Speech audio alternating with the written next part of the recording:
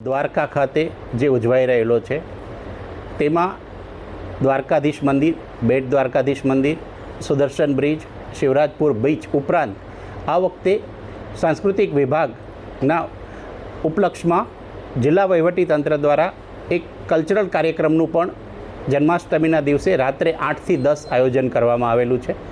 આ ઉપરાંત સરસ મેળો કે જેમાં સમગ્ર રાજ્યના આ ઉપરાંત અન્ય રાજ્યના પણ જે કલાકારો છે જેમના દ્વારા કૃતિઓ બનાવવામાં આવેલી છે, હસ્તકૃતિઓ બનાવવામાં આવેલી છે, આવો સરસ મેળો પણ ચાલી રહ્યો છે।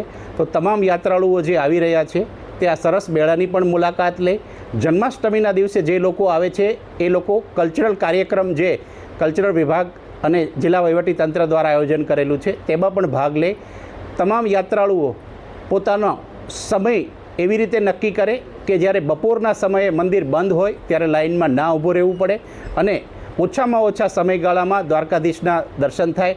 એમાં જે વહીવટીતંત્રે, પોલીસ તંત્રે જે વ્યવસ્થા ગોઠવી છે તેમાં એક સાથે રહી અને યાત્રાળુઓ સહયોગ આપે, દ્વારકાને સ્વચ્છ રાખવામાં પણ સહયોગ આપે એવી તમામ યાત્રાળુઓને હું અપીલ કરું છું।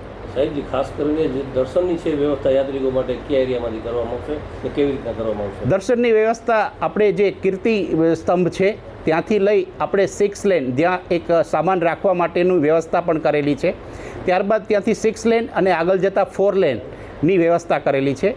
જે યાત્રાળુઓ આવશે તે બી યાત્રાળુઓ આપણા જે 56 સીડી દ્વાર છે ત્યાંથી થઈ ત્યારબાદ મંદિરમાં દર્શન કરી અને વન વે દ્વારા ત્યારબાદ મોક્ષ દ્વારથી બહાર નીકળી અને તેઓ અગેન પોતાના જે બહાર જવાનો રસ્તો તે ત્યાં જઈ શકે।